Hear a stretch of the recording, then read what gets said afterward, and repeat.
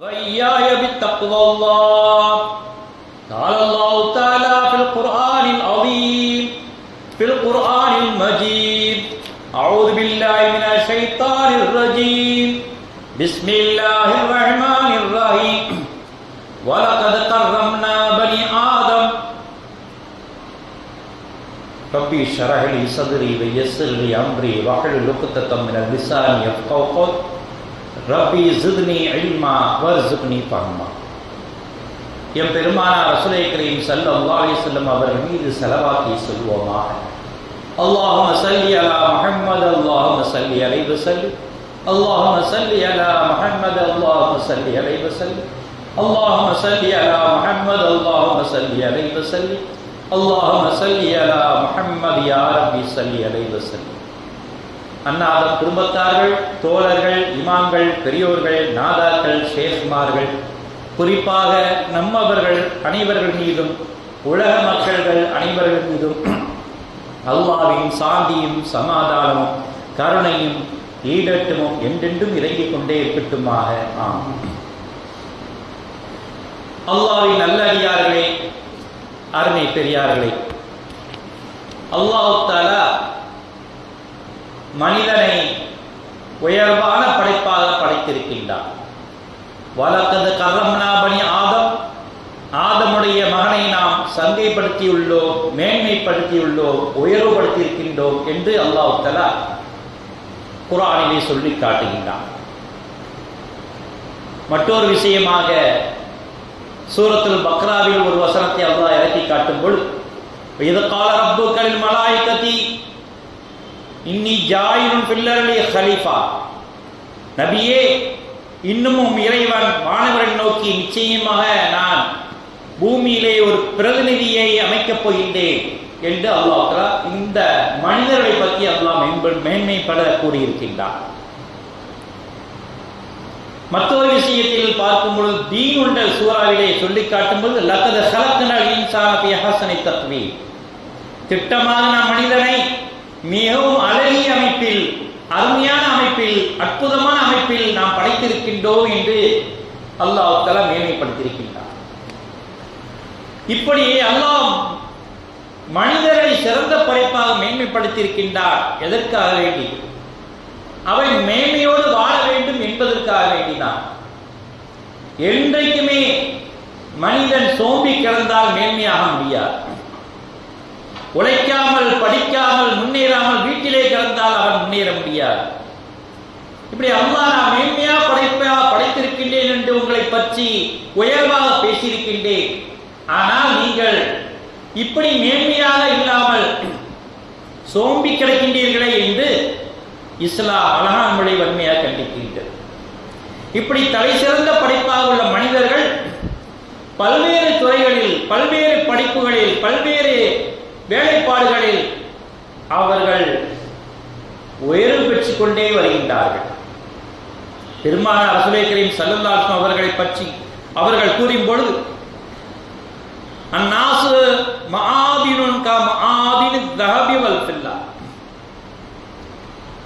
சொர்க்கத்தின் தங்கத்தின் சுரங்கங்கள், வெள்ளியின் சுரங்கங்களைப் போல மனிதர்கள் இருக்கின்றார்கள் என்று பெருமானார் ரசூலே கரீம் ஸல்லல்லாஹு அலைஹி வஸல்லம் சொல்லியிருக்கிறார்.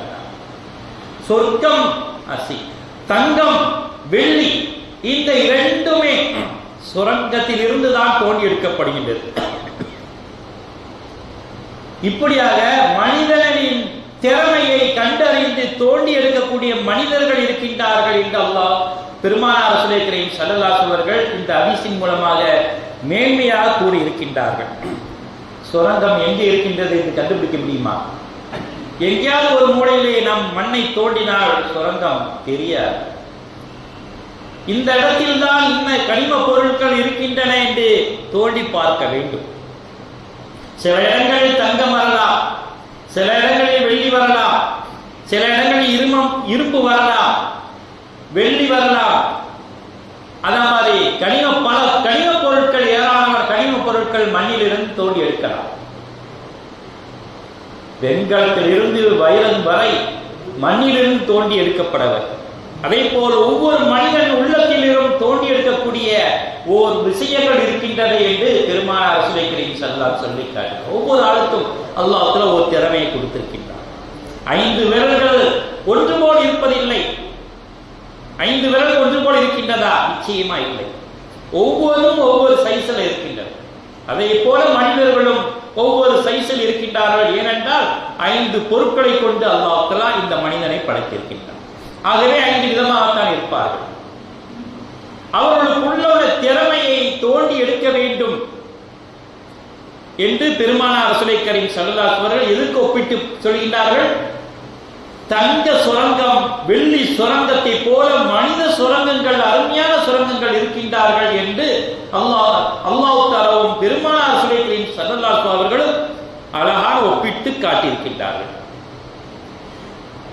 மனித சுரங்கங்கள் எப்படி உருவாகின்றன, அந்த மனிதர்களிடம் என்னென்ன திறமைகள் இருக்கின்றன என்று பட்டியலிட்டு பார்த்தால் அறிவு பலம் சிலவர்களும் ஏராளம் இருக்கின்றது, ஆற்றல் பலம் சிலவர்கள் ஏராளம் இருக்கின்றது, மனவளம் திடவளம் சில மனிதர்களுக்கு ஏராளமாக இருக்கின்றது, ஆன்மீக வளம் சிலவர்களுக்கு இருக்கின்றது, ஒழுக்க வளம் சிலவர்கள் இருக்கின்றது, உடல் வளம் வலிமை சிலவர்களுக்கு இருக்கின்றது, உழைப்பு வளம் சிலவர்கள் இருக்கின்றது. ஒவ்வொருவரும் தன்னுடைய வளங்களை ஆராய்ந்து அதன்படி முன்னேற வேண்டும் என்று இஸ்லாம் அழகான முறையில் கோடிட்டு காட்டியிருக்கின்றது. ஒரு பெண்மணி இருக்கின்றார், அவரை சிலவர்கள் துன்புறுத்துகின்றார்கள், தவறான எண்ணத்தில் அவரை நோக்கம் பார்க்கின்றார்கள். நாம் என்ன செய்வோம்? உடல் வலிமை இருந்தால் அவரை தட்டி கேட்போம், மன வளம் இருந்தால் பேச்சுவார்த்தையில் வென்று காட்போம், அல்லது அறிவு வளம் இருந்தால் இவரை எவ்வாறு தோற்கடிக்க வேண்டும் என்று முயற்சி செய்து பார்ப்போம். எப்படியாக ஆன்மீகத்தின் மூலமாகவாவது அந்த மனிதர்கள் அந்த பெண்ணை விட்டுவிட வேண்டும் என்று முயற்சி செய்து பார்ப்போம். அல்லாஹ்வுக்கு பயப்படவில்லையா என்று அவரை பய உணர்ச்சியை காட்டியாவது ஆன்மீகத்திலாவது அந்த மனிதரை நேர்வழி காட்ட முயற்சிப்போம். ஆக ஒவ்வொருவருக்கும் ஒவ்வொரு திறமை இருக்கின்றது என்று பெருமானார் ரசூலுல்லாஹி ஸல்லல்லாஹு அலைஹி சொல்லி காட்டினார்.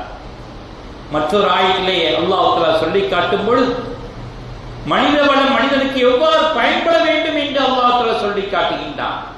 மினல் ظுலுமாத்தில் அன்னூர் பிஇذن ரப்பிஹிம், அல்லாஹ்வின் உதவி கொண்டே இருளில் இருந்து வெளிச்சமாக்க மக்களை கொண்டு வாருங்கள் என்று பெருமானார் ரசூலுல்லாஹி ஸல்லல்லாஹு அலைஹி அவரிடம் அல்லாஹ் உத்தரவு போடுகின்றார். நபியே, மக்களை இறைவன் உதவி கொண்டு இருளில் இருந்து ஒளியின் பக்கம் நீங்கள் நீட்டிக் கொண்டு வாருங்கள் என்று அல்லாஹ் தஆலா உத்தரவிடுகின்றார்.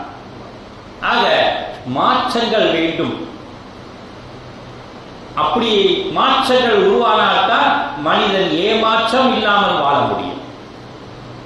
சோம்பி கிடந்தால் நான் இருளிலேயே தான் கிடப்பேன் என்று சொன்னால் அல்லாஹ்வுக்கும் ரசூலுக்கும் மாற்றமான ஒரு விஷயம் நடக்கின்றது. இருளிலிருந்து வெளிச்சத்தை கொண்டு வாருங்கள். கல்வி இல்லாமல் ஒருத்தன் இருக்கின்றான் என்றால் கல்வியை போற்றுங்கள். உழைப்பில்லாமல் ஒருத்தன் இருக்கின்றான் என்றால் உழைப்பை சொல்லி காட்டுங்கள். இப்படியாக அவனுக்கு என்ன தேவையோ அவனுக்கு கற்றுக் கொடுங்கள் என்று இஸ்லாம் அழகான முறையிலே சொல்லி காட்டுகின்றது. ஒரு மனிதனுக்கு உதவி செய்யும் பொழுது உதவி செய்ய வேண்டுமோ உதவி செய்யுங்கள், கல்வி கற்றுக் கொடுக்க வேண்டுமோ கல்வி கற்றுக்கொள்ளுங்கள், பண உதவி வேண்டுமோ பண உதவி செய்து வியாபாரத்தை சொல்லிக் கொடுங்கள், தொழில் வளத்தை மேம்படுத்துங்கள், விவசாயத்தை கற்றுக் கொடுங்கள். இப்படியாக ஒரு இடத்திலிருந்து ஒரு இடமாக உயர்வாக ஒரு மனிதனை ஆக்குங்கள். ஆகவேதான் ஜக்காத்தை கடமையாக்கப்பட்டிருக்கின்றது. சும்மா கணக்கு பண்ணி கையில் ஒப்படைக்கிறது அல்ல. அந்த பணத்தை கொண்டு ஒரு மனிதன் மேன்மடைய வேண்டும், ஒரு சொல்லை கொண்டு ஒரு மனிதன் மேன்மை அடைய வேண்டும், ஒரு கல்வியை கொண்டு ஒரு மனிதன் மேன்மை அடைய வேண்டும், ஒரு வியாபாரத்தை கொண்டு ஒரு மனிதன் மேன்மை அடைய வேண்டும், தொழிலை கொண்டு ஒரு மனிதன் மேன்மை அடைய வேண்டும். இப்படியாக இஸ்லாம் ஒரு மனிதனை, கீழ்மட்ட மனிதனை மேன்மையுடைய மனிதனாக மாற்ற வேண்டும் என்று சொல்லி காட்டுகின்றார். சாதாரண ஒரு துணி தைக்கின்றார், அவரிடம் நாம் பட்டு துணியையோ உயர்வான ஆடையையோ கொடுத்து தையுங்கள் என்று சொல்ல மாட்டோம். அவர் மேன்மை அடைகின்ற வரை, அவர் சின்ன இதிலிருந்து படிப்படியாக முன்னேறி எல்லாமே தைப்பாய்ப்பா என்று சொல்கின்ற வரை அவரை நம்ப மாட்டோம். மற்றொரு விஷயமாக பெயிண்டர் துடைக்கிறவர்கிட்ட போய் இவர் தூசியெல்லாம் தட்டி ஒட்டுனா எடுப்பாரு, நல்லா ஒட்டனை எடுப்பாரு, பெருக்கு அவர்கிட்ட போய் பெயிண்ட் அடிச்சு எல்லாம் முடிச்சிருங்க அப்படின்னு சொன்னா வேலைக்கா? அவர் அந்த தொழிலை கற்கின்ற வரை அவரை நம்ப மாட்டோம். இப்படியாக மருந்துக்கு கூட மருந்தே தெரியாதவரிடம் நாம் நோயை பற்றி சொல்லிவிட மாட்டோம். அவர் டாக்டரா இருந்தாலும் அவர் எந்த துறையில் மேன்மையேற்றி இருக்கின்றார், எதில் வல்லவராக இருக்கின்றார் என்று பார்த்து அவரிடம் நாம் நம் நோயை முறையிடுவோம். இப்படியாக ஒவ்வொரு விஷயத்தை பார்ப்போம். எழுதவே தெரியாத ஒரு மனிதனை பார்த்து இவர் பெரிய எழுத்தாளர் என்று சொன்னால் நம்ப முடியுமா? அவர் எழுத்தை படித்து மேன்மை அறிகின்ற வரை எழுத்தாளர் என்று ஒப்புக்கொள்ள மாட்டார். ஆக ஒரு எழுத்திலிருந்து ஒரு இடம் மாறுகின்ற வரை ஒரு மனிதனை நாம் மதிக்க மாட்டோம். இஸ்லாம் மதிக்கக்கூடிய மனிதனை உருவாக்குங்கள் என்று சொல்லி காட்டுங்கள். இப்படியே தொடர்ச்சிக்கிட்டே இருக்காரப்பா, இன்னென்ன கலர்ல இன்னென்ன பெயிண்ட கலந்தா இன்னென்ன கலர் உருவாகும் என்று அவனுக்கு கற்றுக் கொடுங்கள். இந்த பெயிண்டில் இந்த டின்னரை இவ்வளவு கலந்தால் இவ்வளவு சைனிங்கா இருக்கும் என்று கற்றுக் கொடுங்கள். இன்னென்ன மருந்தை இவ்வளவு கலந்தால் இந்த நோய் தீரும் என்று கற்றுக் கொடுங்கள். இன்னென்ன துணியை இப்படி இப்படித்தான் வெட்ட வேண்டும், இவ்வளவுதான் வரைந்து இப்படி அழகான முறை வரைந்து கட் பண்ணி இப்படி தைக்க வேண்டும் என்று டெய்லரிங் சொல்லிக் கொடுங்கள். அதிலே வைத்து முடக்கி விடாதீர்கள், அவரை மேன்மறை செய்யுங்கள் என்று இஸ்லாம் அழகான முறையை சொல்லி காட்டுகின்றது. ஒரு சித்தாரா இருக்கிற அவர்கிட்ட போய் கெட்டடம் கட்டை கொடுக்க மாட்டோம். அவர் கொத்தனார் ஆனாலும் சரி, மேஸ்திரி ஆனாலும் சரி, குட்டி இன்ஜினியர் ஆன பொழுதுதான் சரி ஓரளவு கட்டுவார் என்று அவர் கடையில் ஒப்படைப்போம். அதுவரை அவர் முன்னேற வேண்டும். அப்படி ஒரு மனிதனை முன்னேற்ற பாதையில் கொண்டு வார்கள் என்று இஸ்லாம் அழகாக சொல்லி காட்டுகின்றது. சில ஊர்ல பார்க்கும் என்ன செய்யறாங்க, எல்லாரும் ஒரு சின்ன ஊரு, அந்த ஊர்ல உள்ள மக்களை எல்லாம் விசாரிக்கின்றார். யார் வீட்டுல சும்மா இருக்காப்பா, யார் படிக்காம இருக்கா, என்ன அவனுக்கு படிக்கிறதுக்கு என்ன காரணம், கலையா இருக்குது என்ன காரணம்? இல்ல பொருளாதார வசதி இல்லை. இந்த வேலை போய் போன் பண்ணி சொல்லி அவர் பொருளாதார ஏற்பாடு பண்ணி படிக்க வைக்கின்றார்கள். இன்னென்ன வேலையை சொல்லி வியாபாரத்தை அவர்கள் பணம் கட்டி வியாபாரத்தில் நுழைய வைக்கின்றார்கள். வெளிநாட்டுக்கு போக வேண்டுமோ வெளிநாட்டுக்கு முயற்சி செய்து அனுப்புகின்றார்கள். அந்த ஊரை பற்றி கேட்கும் பொழுது ஆச்சரியமாயிருக்கின்றது. அப்படியெல்லாம் அவர் ஒவ்வொரு மனிதனையும் மேம்படுத்தி காட்டுகின்றார்கள். அதனால்தான் பெருமானார் ரசூலுல்லாஹி கரீம் ஸல்லல்லாஹு அலைஹி வஸல்லம் சொல்லி காட்டும் பொழுது கூட, குர்ஆனை ஓதும் பொழுது கூட, நீங்கள் வெறுமன ஓதாதீர்கள், கண்ணீர் சிந்தி ஓதுங்கள். கண்ணீர் வராவிட்டாலும் அழுதாவது அதாவது முயற்சி செய்தாவது நீ அழுது கொண்டு ஓதுங்கள் என்று சொல்லி காட்டும்போது ஒவ்வொரு படிப்படியாக அல்லாஹ்வை நெருங்கக்கூடிய பாதையை காட்டுகின்றார். தொழில் மட்டுமல்ல, ஆன்மீகத்திலும் பெருமானார் ரசூலுல்லாஹி கரீம் ஸல்லல்லாஹு அலைஹி வஸல்லம் படிப்படியாக முன்னேறுங்கள் என்று சொல்லி காட்டுகிறார். தொழில் மட்டும் நீங்கள் முன்னேற கூடாது, இரண்டும் ஃபர்ல் தான். வியாபாரமோ தொழிலோ முன்னேற்றுவதோ அதுவும் ஃபர்ல், தொழுகை ஆன்மீகம் இதுவும் ஃபர்ல்.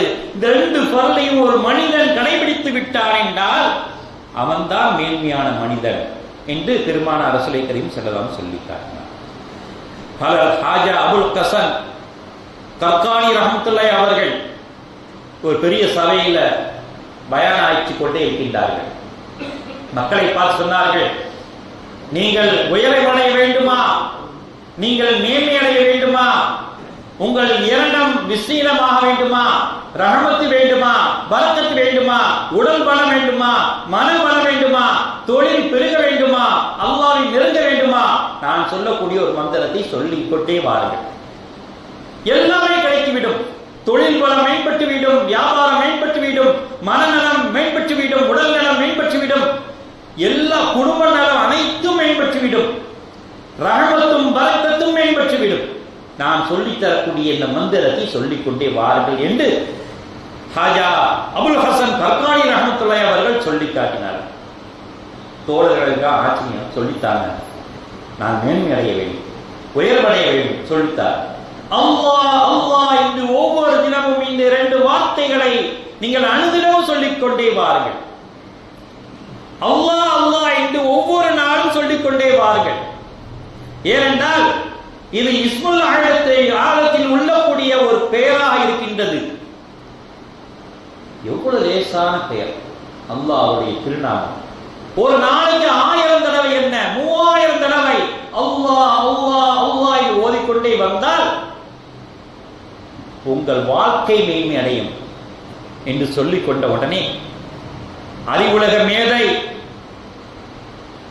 அபு அலி சீனா அவர்கள் வருகின்றார்கள். அபு அலி சீனா வந்து கேட்கின்றார்கள், ஹாஜாவே என்ன சொல்றீங்க? அல்லாஹ் அல்லாஹ் என்று சொன்னா மேன்மை அடைஞ்சிடலாமா?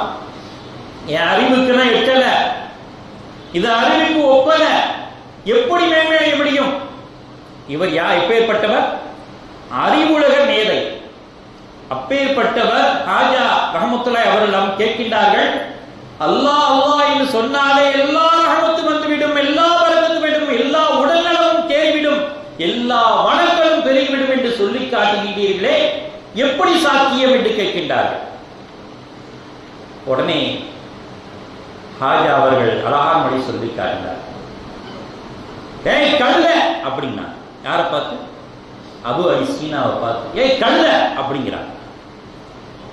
அவர் உடலெல்லாம் வேர்த்து போய் இதயம் அறிந்து விட்டது, உள்ளம் நடுங்கி விட்டது, நாவு பேச மறந்து விட்டது, கோபத்தில் என்ன செய்யணுமோ தெரியல. அப்படியே உடல் சேஞ்ச் ஆயிடுச்சு, உடல் பெருமாற்றம் ஆயிடுச்சு. என்ன செய்யணும் தெரியல.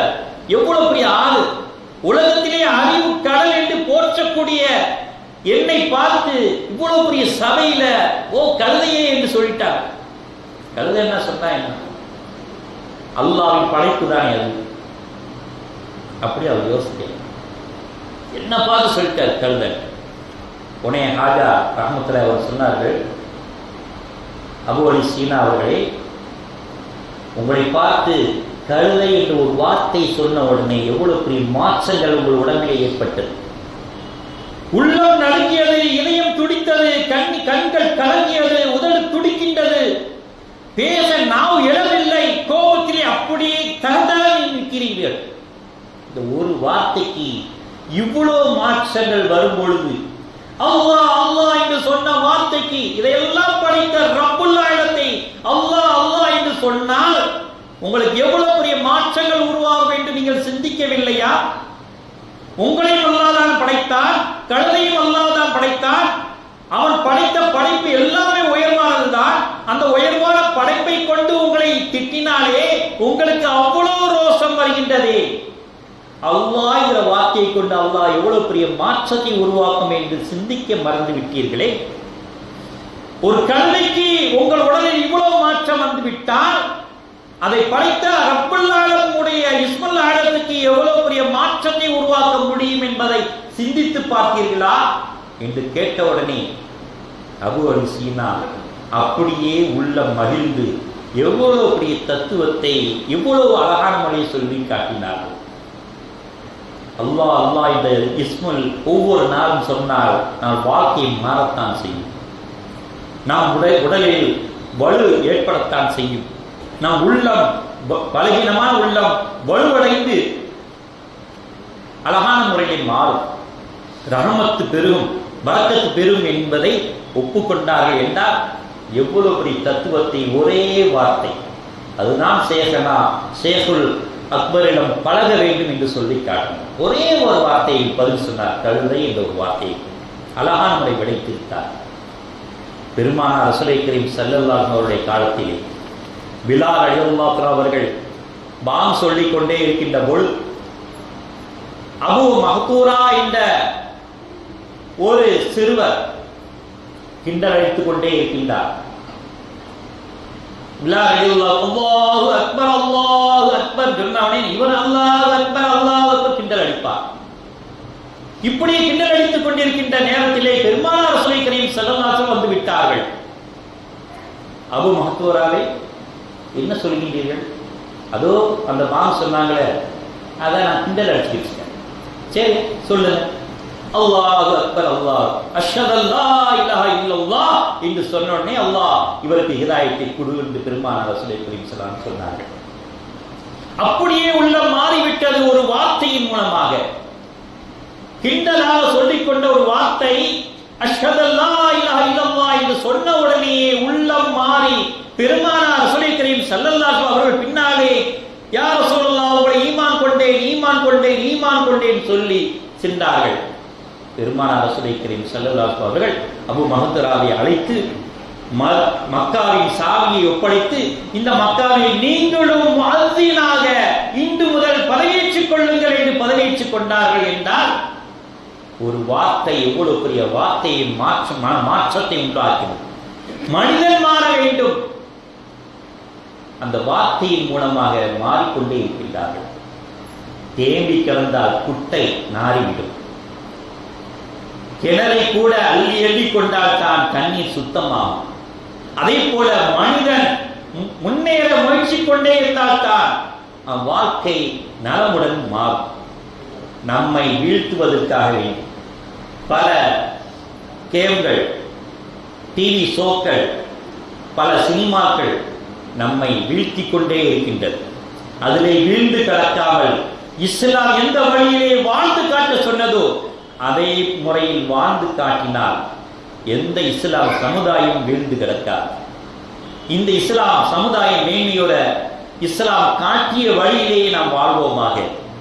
யா அல்லாஹ், அப்படிப்பட்ட வாழ்க்கையை எங்களுக்கு தருவாயாக.